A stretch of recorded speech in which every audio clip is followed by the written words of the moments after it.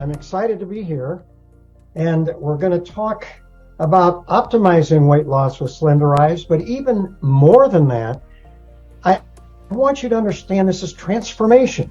And I look at transformation a little differently than most people do because I'm a physician. And I'm more concerned about your health. Yes, I'd like to see you lose weight, but I'm going to teach you a little bit about the science behind how the Slenderize program was developed and why it was developed. And you're going to get an insight. And I can't go to a meeting without seeing people come up with just amazing transformation stories. And I'm going to explain why is that happening, especially with Slenderize. And so we're going to just go ahead here and discuss a little bit, because everybody tends to come in to my practice, concerned about weight loss. And, but what we have found in the medical literature, if my patients can lose weight on any diet, if you look at the medical literature, within a year, probably about 85% gain the weight back. If you go out 2 years, 98% gain the weight back and more. And so the question everybody should be asking themselves is, why don't diets work? Well, the main reason diets don't work is they're a short-term solution for a long-term problem. So the connotation is, if my patient comes in and says, "Oh, Dr. Strand, I'm on such and such a diet," and I don't care what it is, but the connotation is, if they're going to be going on a diet, somewhere in the future, most people come off that diet, generally returning to the poor lifestyles that got them into trouble in the beginning, and they gain that weight back. And someone will come in and say, "Well, gee, I kept that weight off for 2 years." And I go, "Well, you didn't keep the weight off for 2 years, it just took you 2 years to gain it back." And so, but I want to share tonight the most important reason diets don't work is they don't really attack and correct the underlying problem that's causing over 85 to 90% of all weight gain, and that's insulin resistance. In other words, because of our poor lifestyles, usually inactivity and the all-American diet, we become slowly less sensitive to our own insulin. And I'm going to share this with you. And we actually go back to about in the 1980s. There's a researcher, Dr. Gerald Ravens out of Stanford, who saw a constellation of problems that occurred with people who became insulin resistant. Well, one of the main ones is they started gaining this unusual amount of weight around their middle. They started seeing their blood pressure going up. Their cholesterol panel, that good HDL cholesterol, was going down, and another fat in the blood, triglycerides, was going up. And then that very bad VLDL cholesterol was really shooting up. But then over time, the blood sugar started to going up, and they had a significant increased risk of both getting diabetes, heart disease, or strokes. So I became very interested in this whole program and what was going, especially for my patients, back in 1995. And I actually developed a program, and I've been doing this now for, we're getting close to 30 years, but it works. And there's a reason, and it's based on medical science. And that's what I want to share with you today. See, the dietitians and researchers always go back to a theory of simple sugar versus complex carbohydrates. See, carbohydrates are simply long chains of sugar. And these researchers and dietitians and everybody involved thought, well, the shorter the chain of sugar, the quicker the body would absorb that and raise your blood sugar. The longer the chain of carbohydrates, it would take the body longer time to break that down, and those are called complex carbohydrates. Now, look at this. It's a 1901 theory. Now, it's a theory. There's no evidence. It was just a theory. Well, in 1981, Dr. David Jenkins out of the University of Toronto actually said, let's put this to the test. And so he took his research subjects, his patients, and challenged them, and challenged this conventional wisdom by actually giving them a particular load of carbohydrate and actually measuring the rise in their blood sugar. And he gave this concept, he called it the glycemic index. So to better illustrate that, Here's what he did is he took just a regular glucose, because that's what all carbohydrates become in your bloodstream. It's glucose. And he saw the rise of that glucose, straight glucose, and he saw that, well, gee, we're going to give this a glycemic index of 100 and compare everything else to this. Well, in this example, we'll look at sweet cherries. So he would give the same amount of carbohydrates or, glucose load to the individual, but this time in the form of sweet cherries. And he measured it. And what happened is, of course, he gave the glucose a glycemic index of 100, but the sweet cherries only went up 22% as high as the straight glucose. So he gave it a glycemic index of 22. Now, he studied hundreds, if not thousands, of different carbohydrates. But here's just a simple little bit of illustration and representative foods. Now, you can see here, glucose, he gave a glycemic index of 100. Now, the almighty baked white potato had a glycemic index of 85. Well, cornflakes and all cereals and rices are in the 80s, but here cornflakes are 84. White bread has a glycemic index of 70, but wheat bread, the brown bread, is even worse. It's 71. People say, oh, I'm eating brown bread or whole grain bread. Well, it's still high glycemic. But look at this. Here's table sugar. That's simple sugar. It only had a glycemic index of 61. Well, then look at your fruits. Oh, we can't have fruits. This is horrible. Well, look at your peaches. It's 28. Sweet cherries, as I showed you in the illustration, 22. Black beans, 20. So most people agree that any glycemic index, let's say between 50 and 55 or lower, is low glycemic index. Anything between 55 and 70 basically is medium glycemic index. Above 70 is a high glycemic index. Now, why is this important? What are we concerned about with your blood sugar going up? Every one of us, this is just a graph that I show, after you see the black dotted line, every morning you wake up, you have a fasting blood sugar. You haven't eaten all night. You wake up, this is your fasting blood sugar. Then you usually have a high glycemic meal, whether it's a bagel and orange juice or instant oatmeal or, whatever. It is very high glycemic. So the blood sugar rises very, very rapidly. Now, the body must control blood sugar in a very narrow range.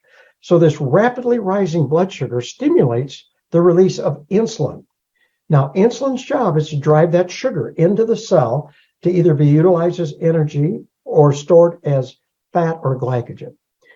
But what happens is when it rises this fast, you overstimulate your release of insulin. And that blood sugar comes down almost as fast as it went up. But look at here. It drops below the fasting blood sugar into the low blood sugar range, or what we call hypoglycemia. Well, if the body allowed this to keep going down, down, down, you not only can get mentally confused, you can get a shaky weakness. You can literally, diabetics know this, go into a seizure or a coma. So this low blood sugar stimulates the release of our stress hormones, the adrenaline, the cortisol, to drive this blood sugar back up to normal. But lo and behold, even though it comes back to normal, now you have high stress hormones floating around in your blood. Well, this sets off an uncontrollable hunger. You have to eat again. It's a natural physiologic response for spiking your blood sugar. And you usually crave another high glycemic meal, and you keep doing this day in and day out, over and over and over again. Well, it's kind of like hollering wolf. What happens is you just keep stimulating insulin, you abuse it, and what happens, you become less sensitive to your own insulin. And that what is one of the reasons that we lead to insulin resistance. In fact, studies at the US and Canada show that children and adults, 80% of the carbs they consume are high glycemic. And we now understand this. So if you now look at the USDA food pyramid, after what I've just shared with you, where do we put sweets and sugars? Oh, it's at the peak because we know sugar is bad. Oh, you can't have sugar.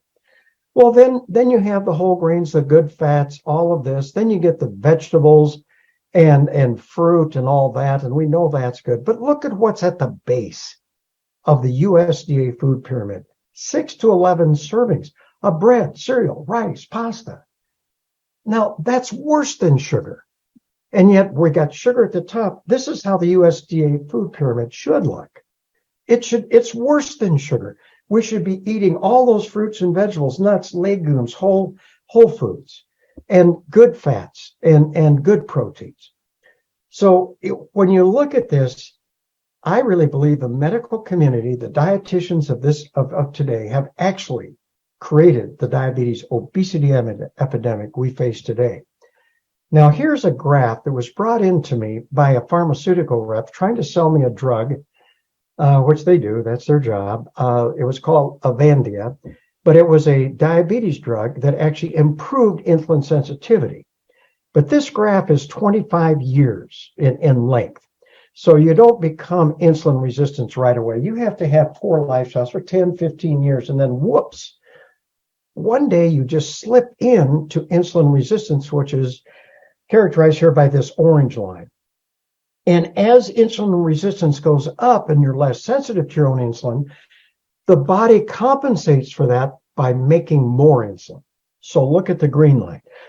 And then your blood insulin levels go up. And as those blood insulin goes up, then we see the expanding waist size. We see blood pressure going up. We see your lipids, we call it dyslipidemia, but the triglycerides going up and the good HDL cholesterol going down.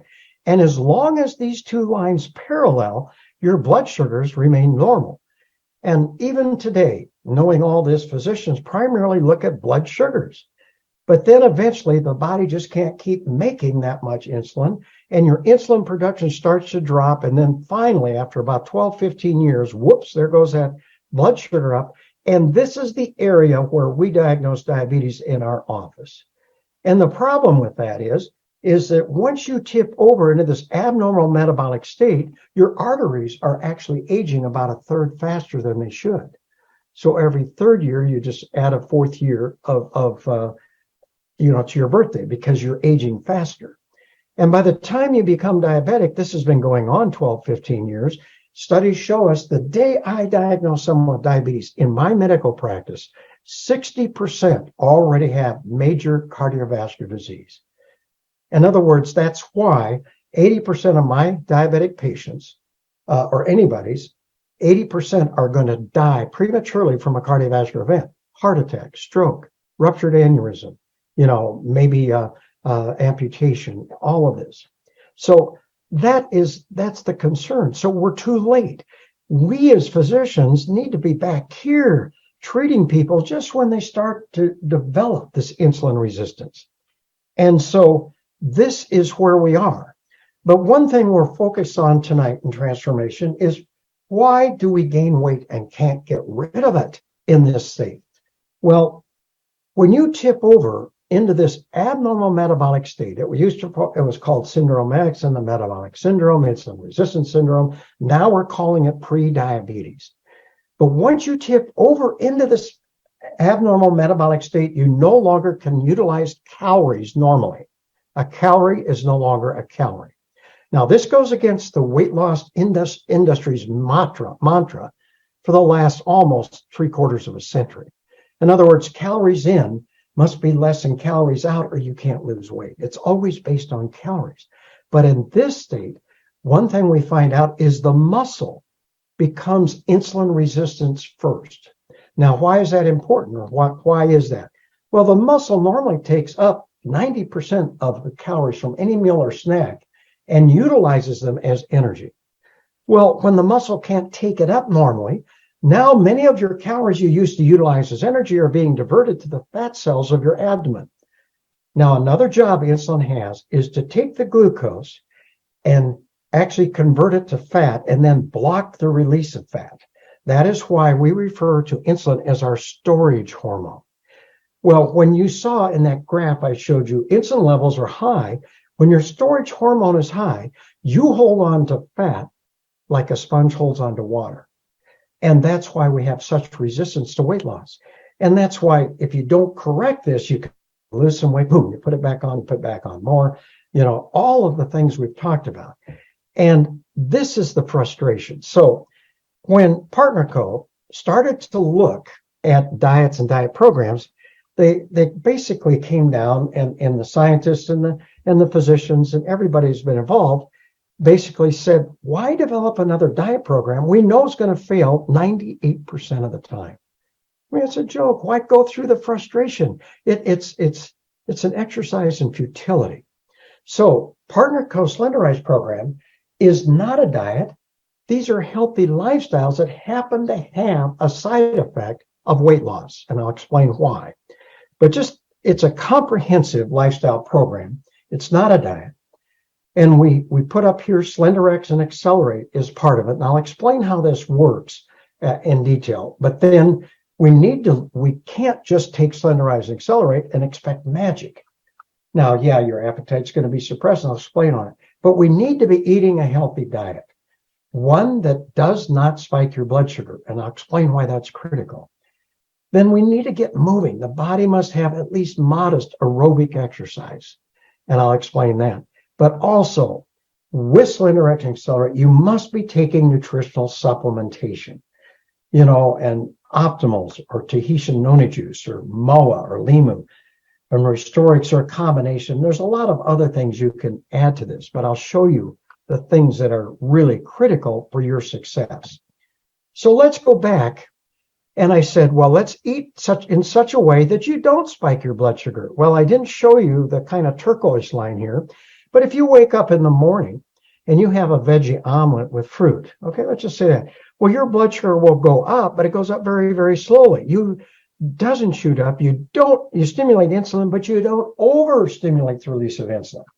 And yes, your blood sugar will come back down to the fasting blood sugar level. You're going to get hungry again, but I tell my patients and anybody, well, just have another meal or snack that does not spike your blood sugar, and you go through this. And what happens is the medical literature shows you have one meal like that, or you have a Pure Nourish meal replacement, your insulin levels begin to drop. You have another meal, it drops more. Just eating this way improves insulin sensitivity from a specific mechanism. And the other thing is your natural appetite comes down. Now, what we've been calling emotional eating and cravings all these years is really only been the natural physiologic response of spiking your blood sugar. And when you spike your blood sugar just one time, it sets off an uncontrollable hunger for 2 to 3 days. That's right, 2 to 3 days. Not just 2 or 3 hours, it's 2 or 3 days. So you may wake up the next day after cheating a little bit, and, oh man, I'm hungry. Well, that's because of this phenomenon. But if you keep eating in this way, that carbohydrate craving and what I call a carbohydrate addiction goes away. You know it, but if you cheat, you see it coming back right away. So a key that I use in my medical practice is Pure Nourish. Now, Pure Nourish is not only low glycemic, but it's gluten-free, it's soy-free, it's GMO-free, it's dairy-free. And it is the great combination of the good proteins, the good fats, and the good carbohydrates. I mean, this is wonderful.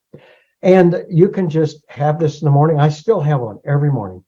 I put 2 scoops in almond milk, and I have my other things. I put my Giving Greens in there. Some people want to use Power Abuse, Beauty Abuse, whatever.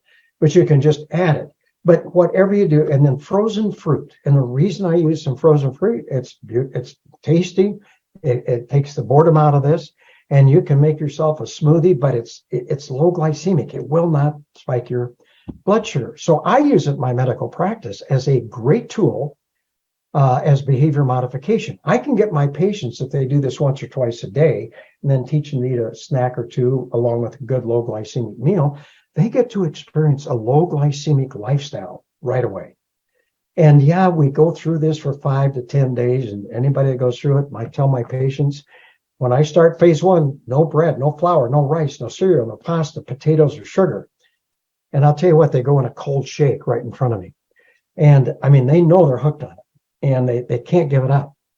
And but it's really key part of the Slenderize program. Now, exercise is the next thing, because modest aerobic exercise improves insulin sensitivity from a different mechanism, but you don't want to be I don't want you to be a marathon runner. I don't want you to be a superstar. Simply walking briskly, 30 minutes, 5 days per week is what we want, but it could be biking, riding, swimming, hiking, tennis, anything that gets the body moving. The only thing the body cannot handle is inactivity. And so, but you want to build up to this. You don't want to just boom, be careful if you haven't been working out. But aerobic activity, again, is key to improving insulin sensitivity from a different mechanism. Okay? Now, the medical literature is full of studies that show nutritional supplements improve insulin sensitivity. But the problem is they all study each nutrient separately. So there are studies of vitamin C improving it, vitamin E, grapeseed extract, magnesium, chromium, vanadium. Many of the minerals and antioxidants improve insulin sensitivity, but from a different mechanism. So what I find is if I can get my patients to make one of these lifestyle changes, doesn't matter, diet, exercise, or supplementation, I see improvement. If I can get them to do 2 of the 3, I see a little bit more improvement. If they do all 3, it's simply phenomenal what I see. And you're seeing it in all these transformation. So I recommend my patients take cellular nutrition and add it to the SlenderX Accelerate, because this is part of a healthy lifestyle. I want my patients doing this every day of their life as part of a healthy lifestyle. So how do I define cellular nutrition? It's providing all the nutrients to the cell at optimal or advanced levels. Now, those are the levels that have been shown to provide a health benefit in our medical literature. Now, in this case, I'm concerned about improving insulin sensitivity. So everyone needs to consider adding nutritional supplementation. Optimals, you can add Tahitian noni juice, MOA, LIMO.